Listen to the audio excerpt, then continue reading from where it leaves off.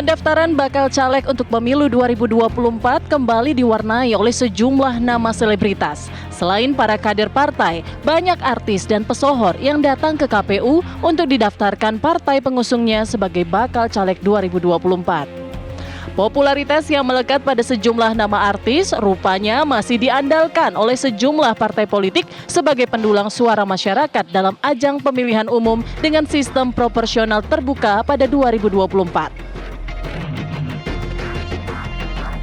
Tapi, apakah popularitas yang dimiliki para artis berbanding lurus dengan kemampuannya sebagai wakil rakyat? Publik tentu akan memilih dengan cerdas siapa wakil rakyat yang mereka butuhkan.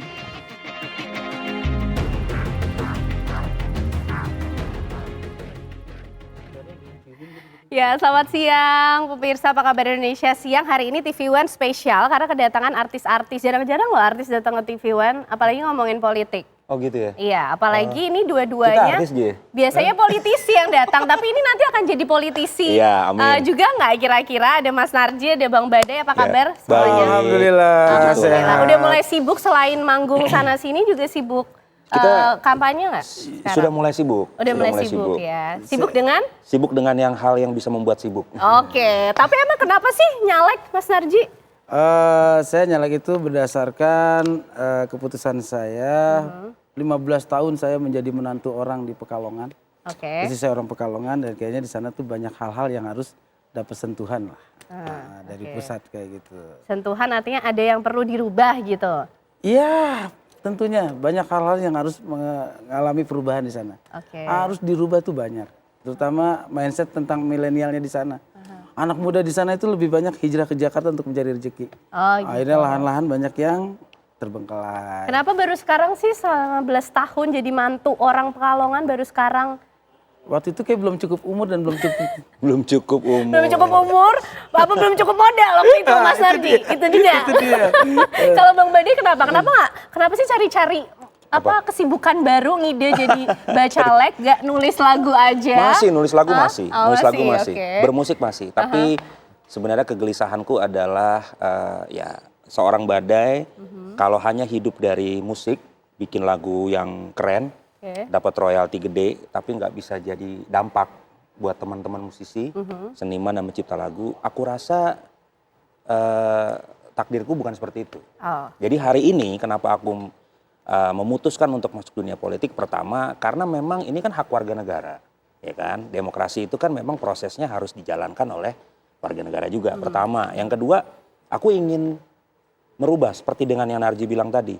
Ada keresahan di dunia musik, terutama copyright. Oke, yang terakhir-terakhir kemarin Kan udah tahu lah ya. Oke. Jadi kalau tidak ada di dalam sistem, di dalam regulator, ini akan menjadi suara-suara yang kurang menarik aja atau suara yang fales-fales aja. Iya, sebenarnya kita juga menjadi seniman itu juga berdasarkan kegelisahan. Kegelisahan. Kita waktu zaman aku di komedian atau ngelawak, itu kan lawakan-lawakan kita kadang timbul dari kegelisahan-kegelisahan kita. Itu juga Nyentil-nyentil gitu lah ya. Mas lagu-lagunya Narji. Chris Pati juga seperti itu. Tapi kan kalau kita tidak ada di dalam sistem, kita teriak sampai tenggorokan pindah ke dengkul pun Ternyata sulit. sulit. Nah, Betul. karena Jadi regulasinya kita tidak pernah tahu harus Ya. seperti apa. Ih, gila Apalagi loh. dunia musik kan. betul. Jadi sebenarnya masuk dunia politik itu adalah bicara pertarungan ide, gagasan dan pemikiran. Wih, luar biasa. Ya kan? Betul. Nah, di mana kita bisa membuktikan itu nanti di dialektika parlemen, itu yang harus membuat orang percaya bahwa seorang Narji mampu, seorang Badai mampu dengan gagasan masing-masing. Makanya kadang-kadang orang tuh Bukan suka nyari kerja kan, tapi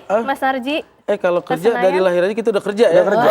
Keluar dari rahim ibu juga kita Oh, kerja. luar biasa. Oke. Tapi gini loh, kan kalau biasa jadi artis tuh kan biasa dilayani ya. Udah dapet riders inilah macam-macam. Sekarang lu jadi politisi harus melayani rakyat loh, Mas Narji. Ya justru itu kita harus Culture-nya beda betapa rasanya kita pernah dilayani dan sekarang harus melayani. Itu kan sebuah tantangan. Dan satu lagi, kita itu dulu proses menuju dunia entertainment itu perjuangannya juga berat. Betul. Seorang Badai jangan dilihat sekarang sudah menjadi sebuah gedung. Lihat waktu dia menjadi padang ilalang seperti apa. Oke. Saya juga waktu itu zaman sekarang tuh kan untuk populer lebih mudah ya. Betul. Banyak media yang bisa di tangan. Kalau zaman kita itu bagaimana sulitnya mencari lomba lawak. Dan setelah menjadi lomba lawak itu audisi untuk masuk TV itu dulu berat. Jadi perjuangan kita politik juga sama beratnya pada saat kita berjuang menjadi artis. Iya. Jadi kalau ada pertanyaan orang, di mana kemampuan artis?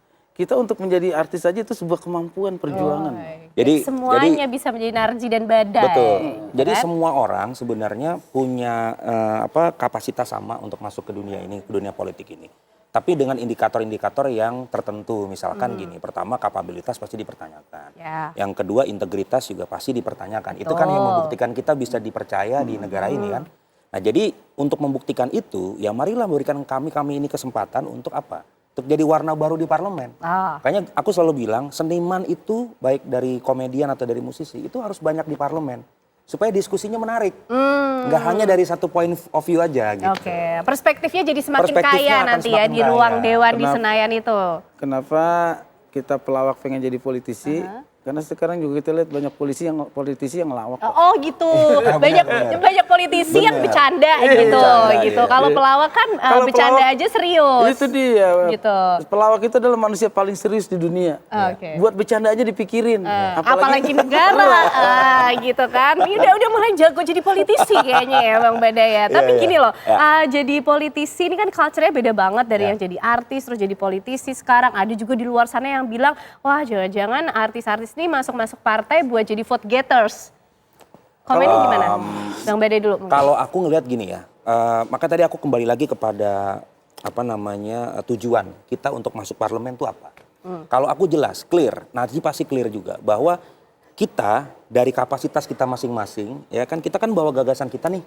Bagaimana caranya kita memajukan dunia pekerjaan kita masing-masing sebagai apa? Sebagai perwujudan kepentingan publik. Oke. Nah, kepentingan publik itu kan yang harus dibela. Jadi kalau misalkan ada orang bilang bahwa ya ini cuma karena popularitas doang gitu kan. Nomor satu memang iya. Kenapa? Karena artis itu memang populer.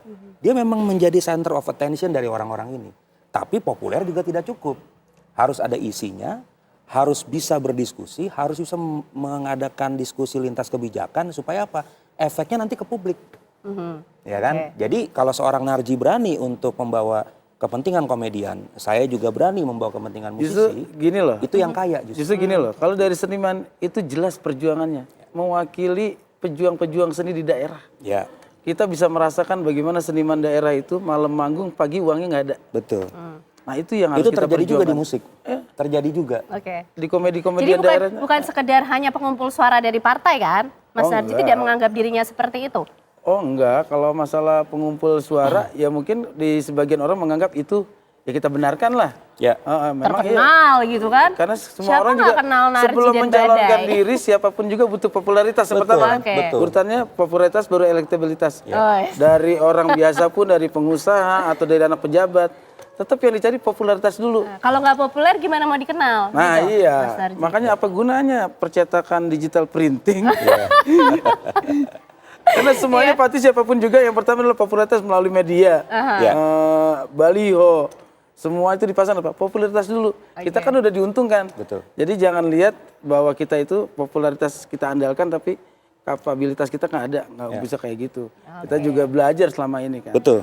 Popularitas di atas elektabilitas. Memangnya Mas Narji sama Bang Badai udah tahu belum sih hitung-hitungannya modalnya berapa buat jadi caleg di DPR? Kita nanti tanyakan ya pemirsa, usai jeda kami kembali untuk Anda. Modalnya berapa ya?